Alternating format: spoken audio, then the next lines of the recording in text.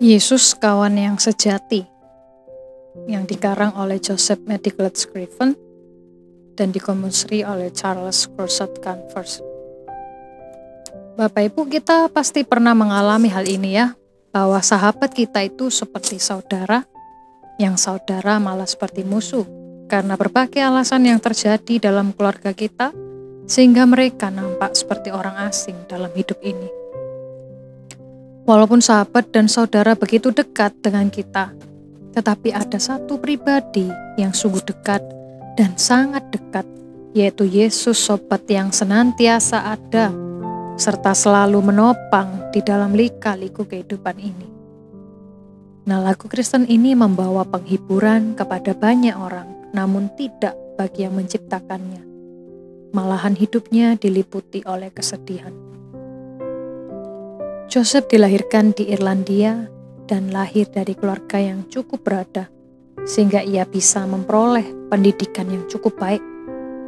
Joseph lulusan dari Universitas Trinity College Dublin dengan gelar BA, Bachelor of Arts, dan di situ ia bertemu dengan wanita idaman yang akan dinikahinya.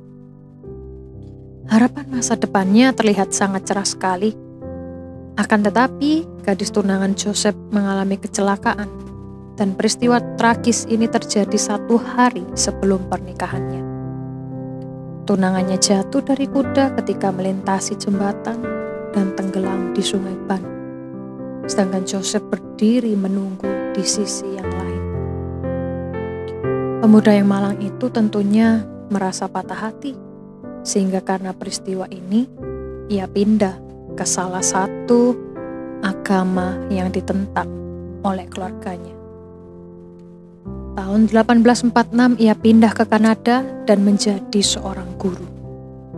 Mula-mula di sekolah, kemudian sebagai pendidik khusus tutor untuk anak-anak di keluarga Pengeli yang kaya. Sekali lagi, Joseph bertunangan dengan saudara dari keluarga Pengeli yang bernama Elisa.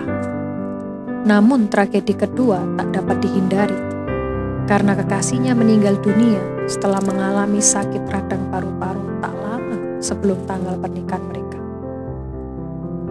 Dalam kesedihan yang amat sangat dan tak terhiburkan, Joseph menyingkir dari tempat ramai dan tinggal seorang diri dalam sebuah pondok di pinggir danau Ontario, Kanada.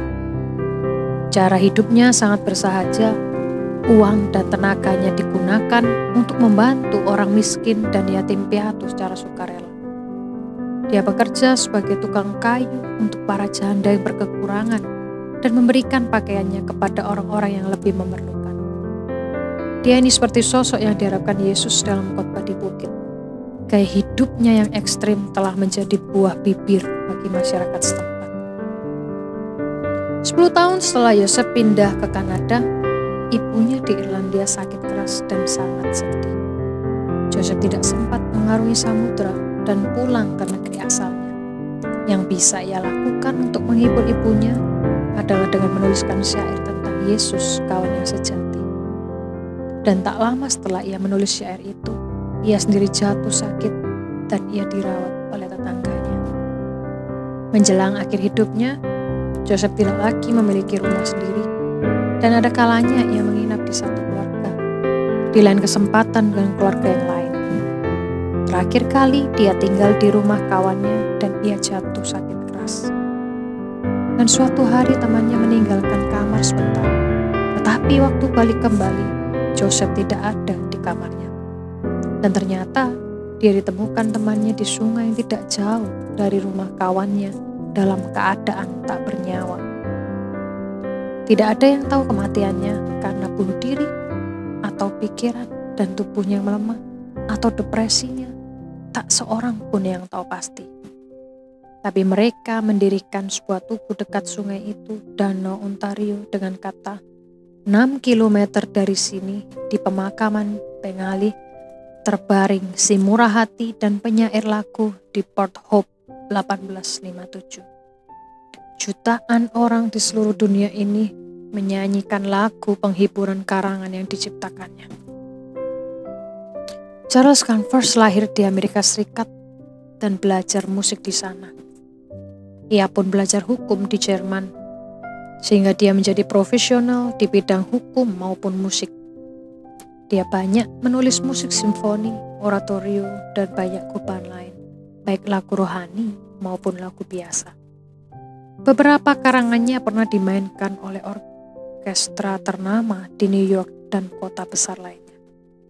Namun hanya satu karangan Charles yang masih diingat dewasa ini, yaitu lagu Joseph Scriven.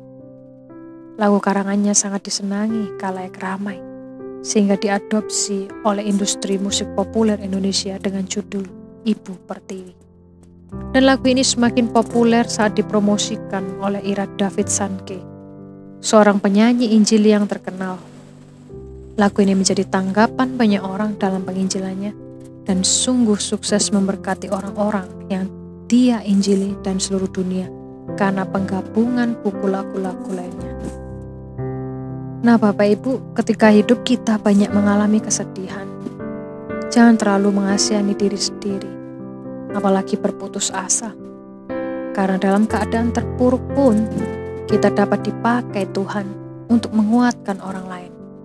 Lagu Yesus Kawan yang sejati ini membimbing banyak orang untuk membawa beban hidup mereka kepada Tuhan Yesus.